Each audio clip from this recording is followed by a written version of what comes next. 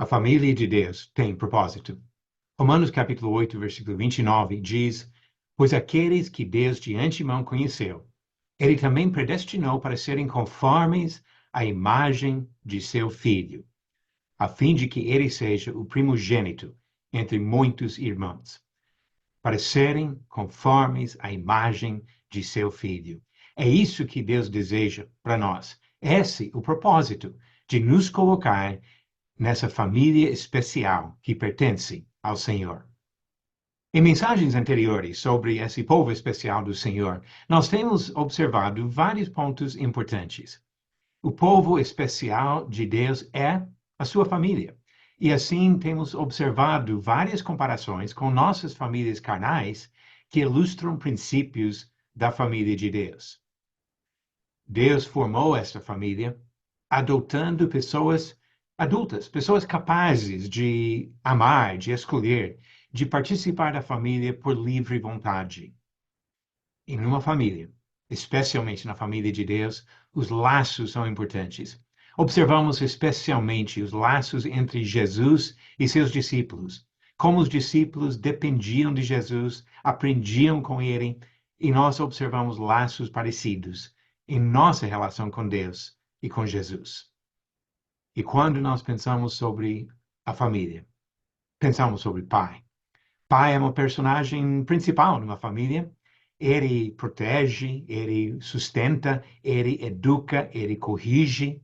E assim, nosso pai espiritual exerce todas essas funções, nos levando a ser filhos obedientes.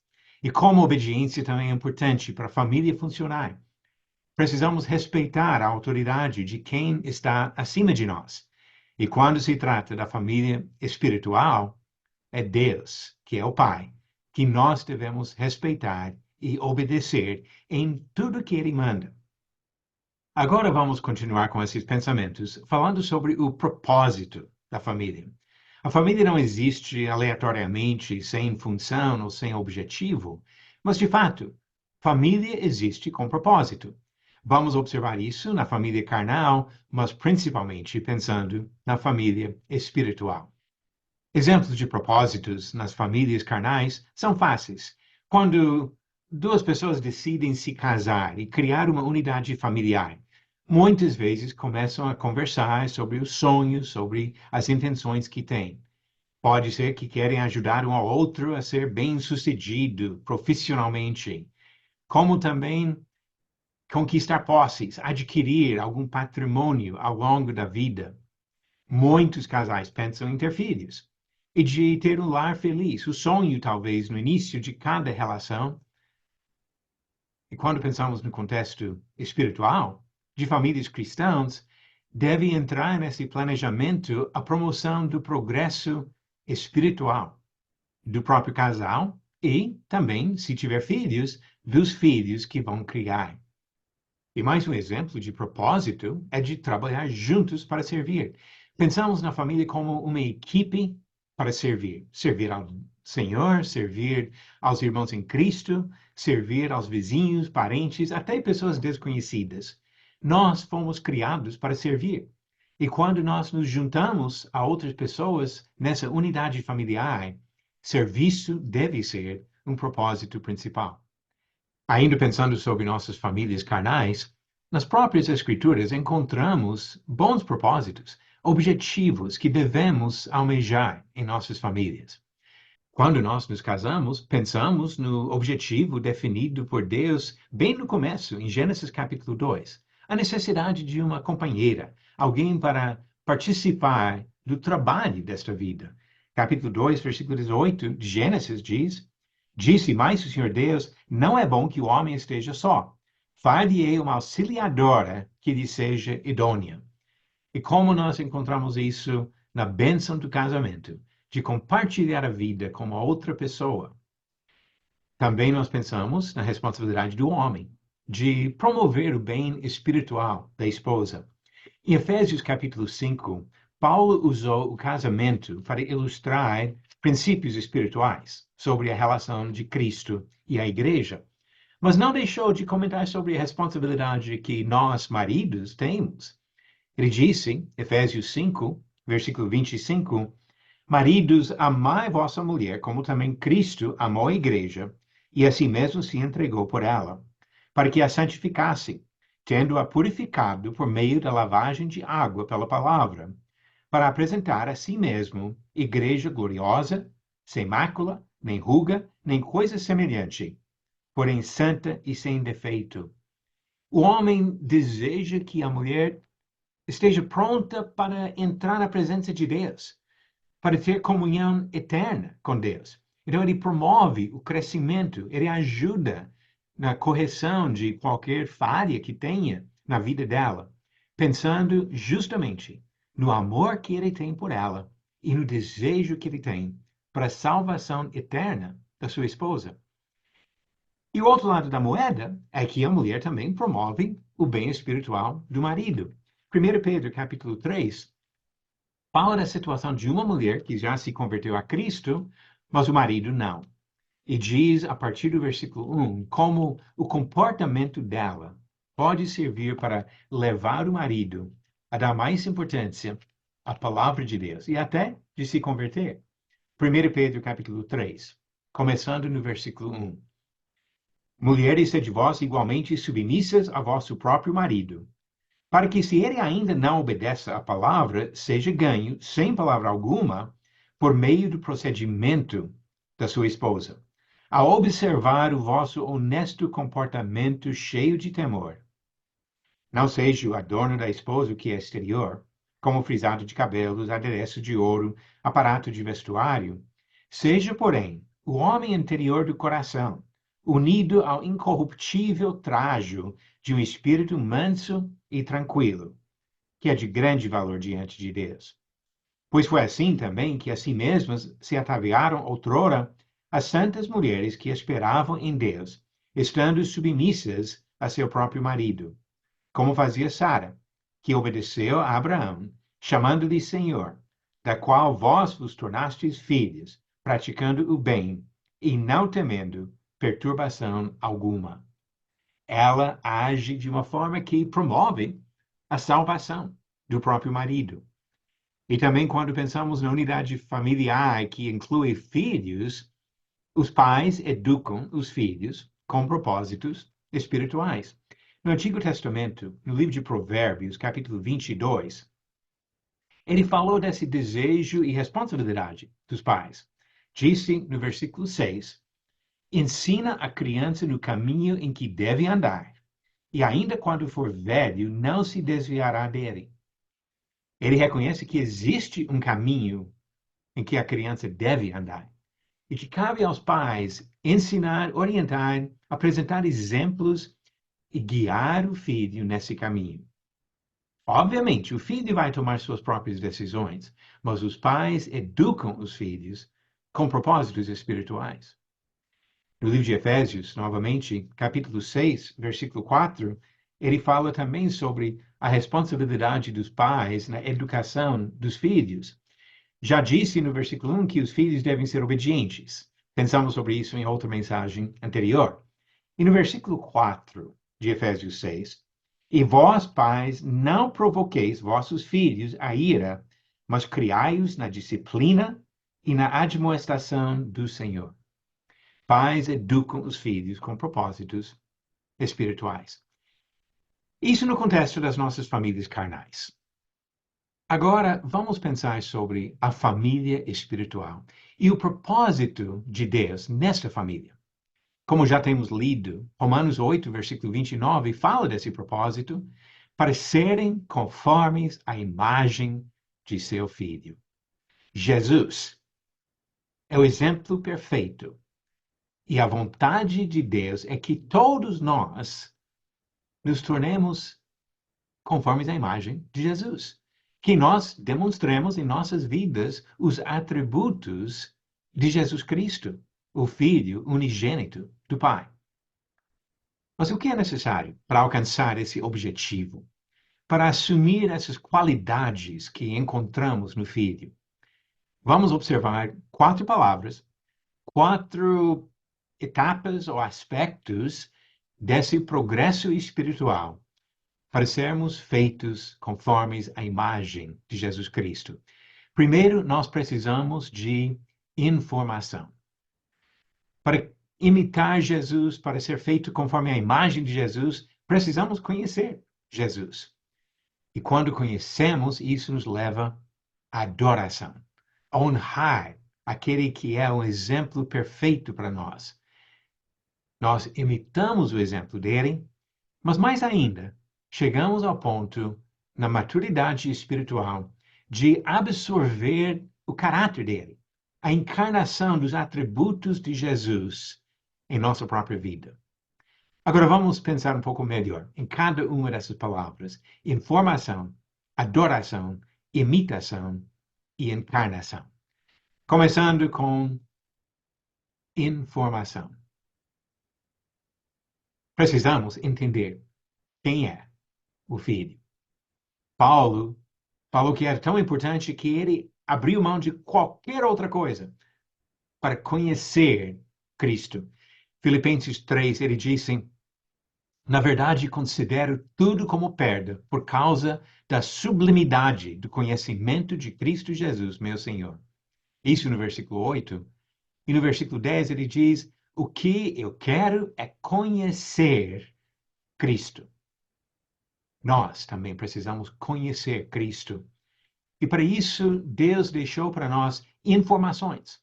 Ele usou Lucas e outros como instrumentos para nos apresentar esta imagem de Cristo.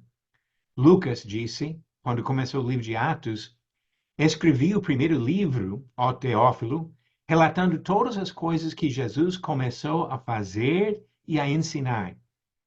Por meio desses relatos, nós podemos conhecer Jesus. E Deus também nos ajuda com outros servos para nos conduzir nessa busca. Além de Lucas escrevendo 2 livros do Novo Testamento, tem 25 outros livros falando sobre Jesus.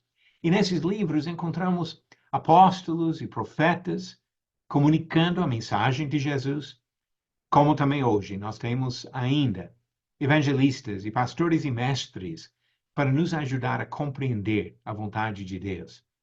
Diz Efésios 4, começando no versículo 11, e ele mesmo concedeu uns para apóstolos, outros para profetas, outros para evangelistas e outros para pastores e mestres, com vistas ao aperfeiçoamento dos santos, para o desempenho do seu serviço, para a edificação do corpo de Cristo, até que todos cheguemos à unidade da fé e do pleno conhecimento do Filho de Deus, ao estado de pessoa madura, à medida da estatura da plenitude de Cristo. Por meio desses servos, nós chegamos ao conhecimento de Jesus Cristo. Precisamos de informação para conhecer o Filho de Deus. E uma vez que conhecemos, a resposta natural é de adoração, de admirar a perfeição desse Filho que procuramos imitar. Existe um perigo de admirar outros heróis. Hoje em dia, tem muitas pessoas que olham para grandes atletas, ou atores de televisão, ou empresários, como heróis para serem imitados. E muitas pessoas nessas categorias são muito bem-sucedidas profissionalmente, mas muitos deixam muito a desejar em termos espirituais. Não são bons heróis para nós. Nós precisamos enxergar o verdadeiro Jesus. E quando nós enxergamos, isso vai nos levar a adorar o próprio Senhor. Podemos observar como pessoas reagiram a Jesus quando ele estava aqui na terra. O livro de Mateus fala várias vezes de pessoas que chegavam a Jesus reconhecendo quem era e adorando Jesus. Mateus capítulo 8, versículo 2. E vamos ler rapidinho vários versículos aqui. E eis que um leproso, tendo se aproximado, adorou-o, dizendo: Senhor, se quiseres, podes purificar-me. Capítulo 9, versículo 18. Enquanto estas coisas lhes dizia, eis que um chefe, aproximando-se, o adorou e disse: Minha filha faleceu agora mesmo, Mas vem, impõe a mão sobre ela e viverá, mostrando a fé e adorando ao Senhor. Capítulo 14 de Mateus, o versículo 33, ele também mostra mais um exemplo. E os que estavam no barco o adoraram, dizendo: verdadeiramente és filho de Deus. Capítulo 15, versículo 25, a mulher cananeia veio e o adorou, dizendo: Senhor, socorre-me. Capítulo 20, versículo 20. Então se chegou a ele a mulher de Zebedeu, com seus filhos, e adorando-o, pediu-lhe um favor.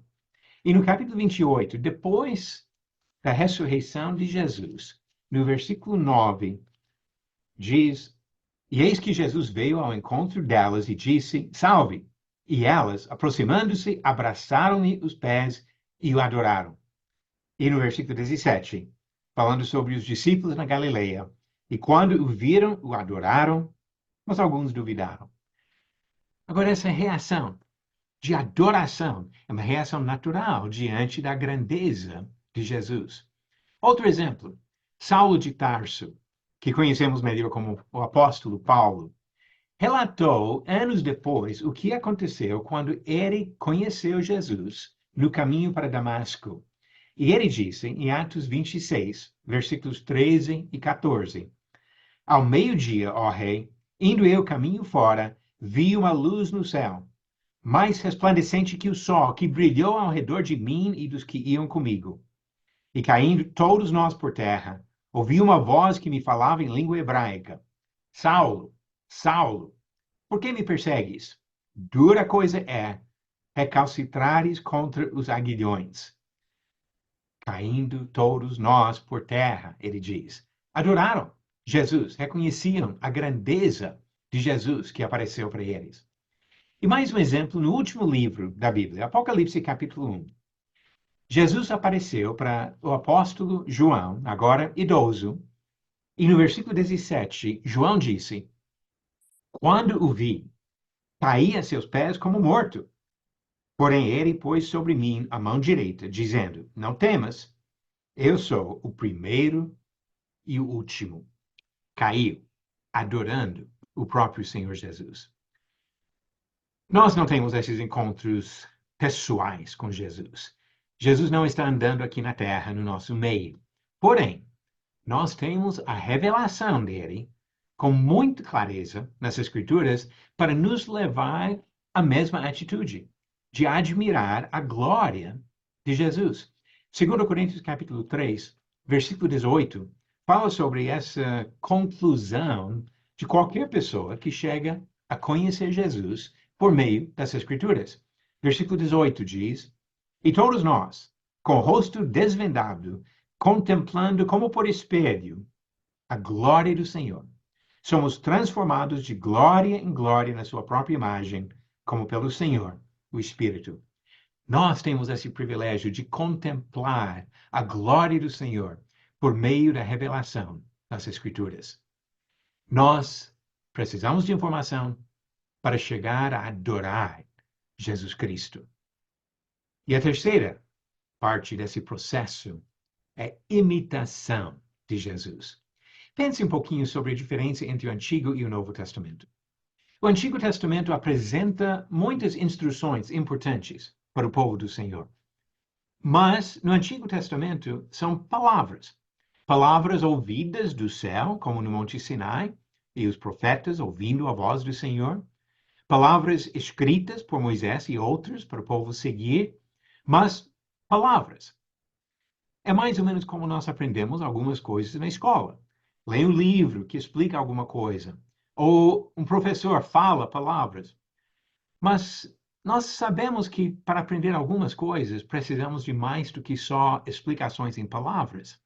Precisamos que alguém nos mostre o que é necessário. Porque nós não aprendemos somente de instruções verbais.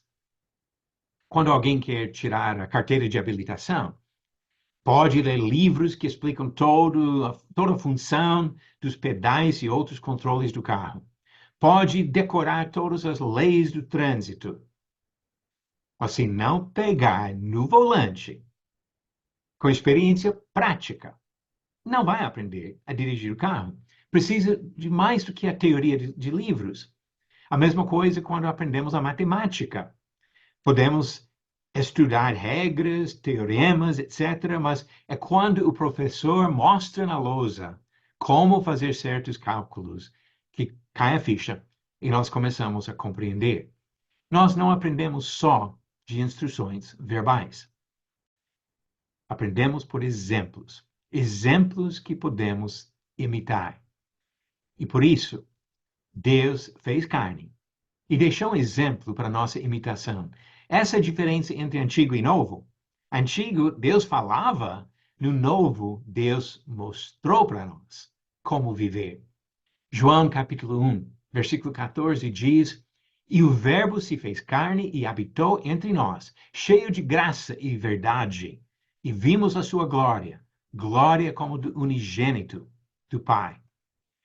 Em 1 Pedro 2:21, Pedro acrescenta: Porque para isto mesmo vocês foram chamados, pois também Cristo sofreu no lugar de vocês, deixando exemplo, para que vocês sigam os seus passos. 1 João 2, versículos 5 e 6. Nisto sabemos que estamos nele. Quem diz que permanece nele, esse deve também andar assim como ele andou. O exemplo de Jesus é para imitar. Precisamos de informação, de adoração, de imitação, mas tem mais uma coisa. A maturidade espiritual nos leva também à encarnação, deixando que Jesus viva em nós. É um conceito não misterioso de uma coisa, de um fantasma ou espírito que, de alguma forma misteriosa, entra no nosso corpo. Esse não é o ponto. É de absorver o caráter de Jesus em nossa vida. Paulo escreveu para os Gálatas, porque eu, mediante a própria lei, morri para a lei, a fim de viver para Deus. Estou crucificado com Cristo, logo já não sou eu quem vive, mas Cristo vive em mim. E esse viver que agora tenho na carne, vivo pela fé no Filho de Deus, que me amou e se entregou por mim. Cristo vive em mim. Nós absorvemos o caráter, os atributos de Cristo nessa maturidade espiritual que Ele deseja para todos nós. Efésios 3, versículo 17, Paulo orou por outros cristãos pela fé que Cristo habite no coração de vocês. Assim, absorvendo o caráter de Cristo em nossa vida. E isso vai, além de só imitar o que ele faz, chega ao ponto de pensar como ele pensa. Olha o que Paulo disse em Filipenses 2. Tenham entre vocês o mesmo modo de pensar de Cristo Jesus. E assim, realmente, passamos por esse processo de encarnação, de absorver em nosso ser os atributos do nosso próprio Senhor Jesus.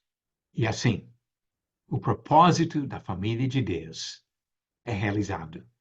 Podemos observar isso no que diz aqui em Filipenses 3, na ideia de aperfeiçoamento, quando Paulo diz: Não que eu já tenha recebido isso ou já tenha obtido a perfeição, mas prossigo para conquistar aquilo para o que também fui conquistado por Cristo Jesus. E como ele continua dizendo lá para os Coríntios, eu já li esse versículo, mas vamos ler de novo. 2 Coríntios 3, versículo 18. E todos nós, com o rosto descoberto, contemplando a glória do Senhor, somos transformados de glória em glória na sua própria imagem, como pelo Senhor, que é o Espírito. E mais uma leitura de Filipenses 3. Versículos 20 e 21, Paulo disse: Pois a nossa pátria está nos céus, de onde também aguardamos o Salvador, o Senhor Jesus Cristo, o qual transformará o nosso corpo de humilhação, para ser igual ao corpo da sua glória, segundo a eficácia do poder que ele tem, de até subordinar a si todas as coisas. A família de Deus tem propósito. E o propósito a ser realizado em você, na sua vida e na minha vida, é de passar por um processo de conhecer, de adorar, de imitar e de absorver o caráter de Cristo em nossa própria vida.